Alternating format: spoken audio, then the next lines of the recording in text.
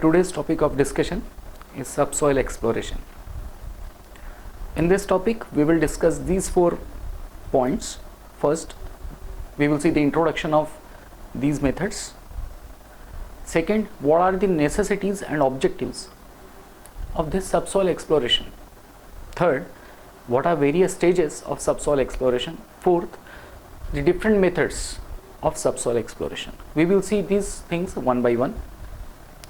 So what is subsoil exploration? It is also called as site investigation.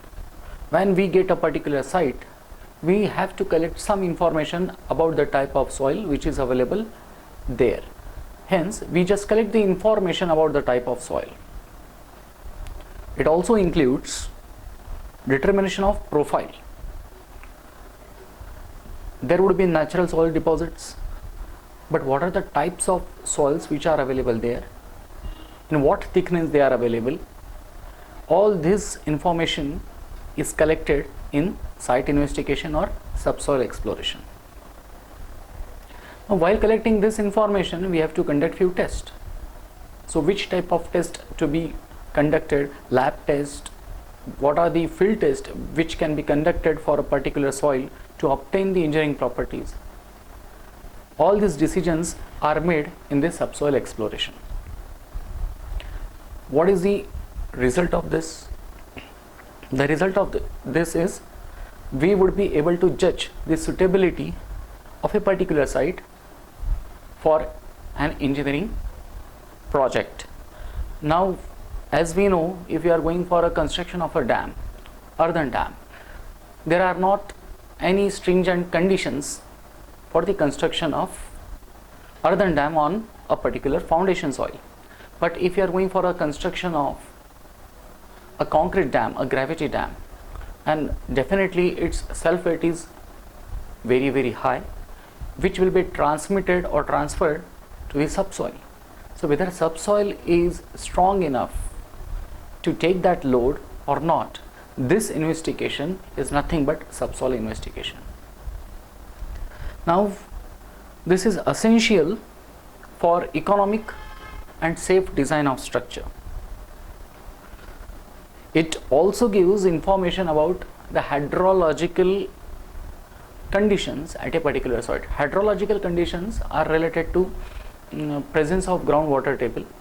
What are the levels of water, groundwater level in rainy season, in summer, in winter. So this variation we can study throughout the year during this subsoil exploration. Now, second thing is necessity and objective. What are the necessities and objectives for this subsoil investigation? Why we should go for this subsoil investigation? We will see all those things in detail. First, to know about the order of occurrence of soil and rock strata. This means what type of soil we will be getting at a site, at what depth. At what depth rock is available. Because depending upon these depths of soil, the depth of foundation is decided for a particular engineering structure. Hence, to know about the order of occurrence of soil and rock strata, we have to go for subsoil investigation. Second, to know about the location of the groundwater table and its variation. Now, as we know, in summer the groundwater level goes down, in the rainy season it comes up. So basically, in what range there is the change or variation in the groundwater level, this can be studied with the help of this subsoil investigation. Third, to determine engineering properties of soil. In geotechnical engineering 1, we have learned about various properties that can be found out or determined through lab test and field test. For example, permeability, shear strength, unconfined compressive strength, cohesion, angle of internal friction. All these properties we can find out for a particular soil. Fourth, to select a suitable type of foundation. We know depending upon the type of soil, the type of foundation would be different.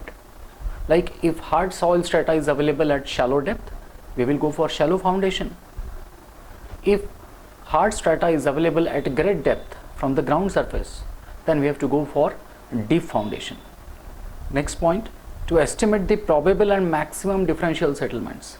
Now as we know the type of soil, the content of the soil, the mineral structure of the soil, then we will come to know about the probable settlement properties or characteristics of that soil.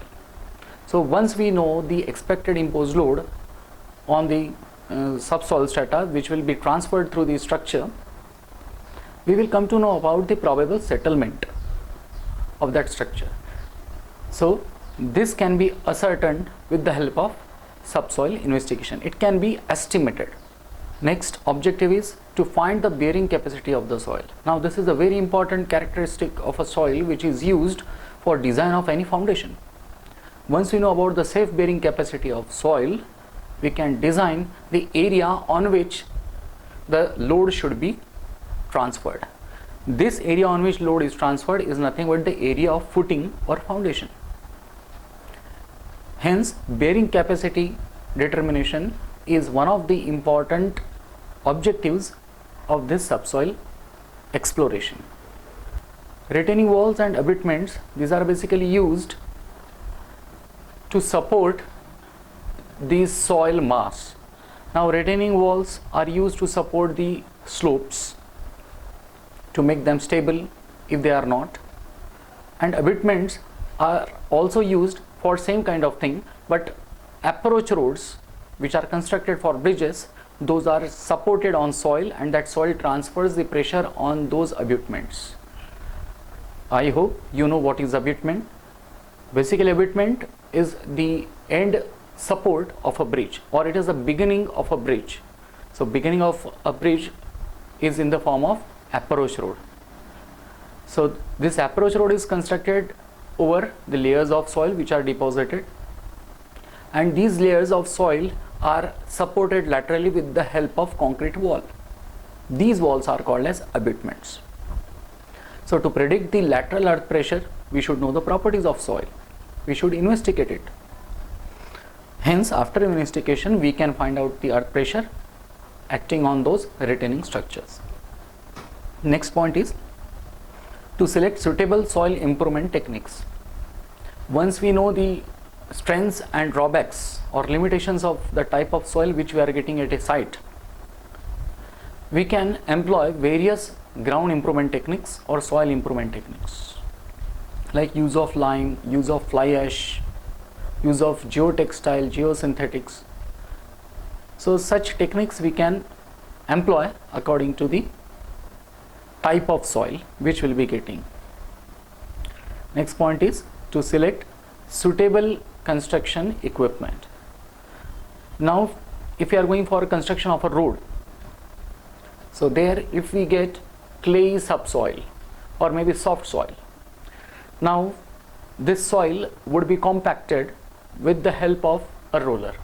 So which type of roller should be used there for the compaction of a soil, so that that subgrade would become sufficiently strong to take the traffic load? These decisions can be made with the help of subsoil exploration. To forecast problems occurring in foundations and their solution. This is the next one. Now how this forecasting can be done? While designing foundation, superimposed loads are calculated, and accordingly with the help of safe bearing capacity, the area of foundation is decided. That is the area on which the load should be applied. With the help of this area, we will decide the stress distribution. And if this stress distribution is not uniform, there would be differential settlement of soil or structure. This differential settlement would depend upon the type of soil. Okay, whether it is black cotton soil, whether it is sand, whether it is muram, because soil is going to get compacted due to the heavy loads, structural loads. But what should be the extent or permissible limit?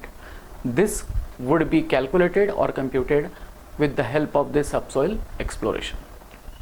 So all these are necessities and objectives of subsoil exploration. The next pointer is stages of subsoil exploration. So there are three stages: reconnaissance study, detailed investigation, and performance study. Reconnaissance study is basically preliminary feasibility study in which rough information about the site is collected. This information includes like what is the type of soil available in the vicinity, at what depth hard strata is available, what are the variations in the levels of groundwater table throughout the year, what are the flood marks, what are the drainage characteristics of that area or region. Such information, topographic information, is collected in reconnaissance study. After collecting this information, decision and detailed planning can be made further for subsoil exploration. So this study should be carried out at a minimum cost. Second stage is detailed investigation of soil. Now this detailed investigation includes two parts, that is collection of soil sample for lab test, and second, conducting field test. Now there are various methods to collect the soil samples. Soil samples are collected at various depths to understand the profile of the soil. With the help of profile, the hard soil strata, its depth, the characteristics of the soil, these things are determined. After knowing these things, the type of foundation, suitability of the site, these details, these decisions can be taken out. Hence, detailed investigation includes boring, collection of soil sample, their testing, finding out engineering properties. Now, third stage is performance study. Now, after the execution of the project, what are the variations that are occurring in the soil? That when the structure is erected, the load is applied on the soil, because of which it will be compacted. Because of the compact structure, its strength would increase, permeability would decrease. In this way, what are the changes that has happened in the properties? This would be studied in this performance study. And if required, if the soil doesn't meet the requirement of the load carrying capacity, then what are the techniques for ground improvement we can employ? What are the tests to be conducted for this? This part is taken care in this third stage of performance evaluation. Now we will go a little bit in detail in the second stage, that is the detailed investigation of soil. Now in this investigation there are three methods which we employ. Usually the first is trial pit, which we employ.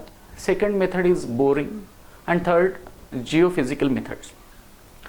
Trial pits, this is a very general approach to understand the soil profile in a given region at which, or a site at which we want to construct a structure. So this method of trial pit is applicable to all types of soils, whether it is soft soil, hard soil. Manually these pits are made, those are excavated, and tentatively if we know a structure is a G+2 and we want to go up to 8 to 10 feet depth of foundation, then what is the profile of the soil up to 10 feet or 8 feet? This can be easily understood at cheaper cost and in less time with this trial pit method. So in natural condition, the soil properties can be determined by collecting undisturbed sample, and further test can be conducted to know their engineering properties. So all these things come under trial pits. This method is suitable for small projects, but when a project is a big project, like if we are going for metro construction, bridge construction, or a high-rise building, then we have to go for the second technique, that is the boring method. In this method, boreholes are made, the samples are collected from that borehole, and their testing is carried out in the lab. There are few field tests which can be conducted to understand the type of soil and their strengths at various depths. So that test is standard penetration test. It is a very common test which is conducted in the field. So this standard penetration test is basically the hammering of a rod for particular penetration depth with the help of specific energy. Now these rods are called as drill rods. These rods are inserted or hammered or driven into the ground up to 30 centimeter depth with the help of a 65 kg hammer. This 65 kg hammer is dropped from a height of 75 centimeter. So what are the number of blows required for the penetration of 30 centimeter with the help of the 65 kg hammer? That is noted, and accordingly the type of soil, its strength is decided. In this way, this detailed investigation with the help of method of boring is carried out.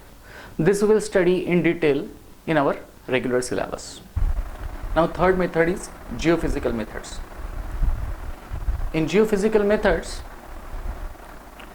there are two common methods which are used: electrical resistivity method and seismic refraction method. These methods are based on the fact that the properties of soil, like resistance to electric current, their gravitational properties, elastic properties, radioactive properties, magnetic properties, all these properties are different for various types of soils, for different types of soils, from which we can identify which type of soil is available at a given depth. So electrical resistivity method and seismic refraction method, these are two most common geophysical methods. In electrical resistivity method, current is passed through the ground and the resistance is measured, offered by the ground. That resistance will decide the type of soil available at a given depth. This is just the brief introduction of electrical resistivity method. We will see this method in detail in our forthcoming lectures. The second method is seismic refraction method. This method is based on the fact that seismic waves have different velocities in different types of soils, and besides, the wave refract when they cross boundaries between different types of soils.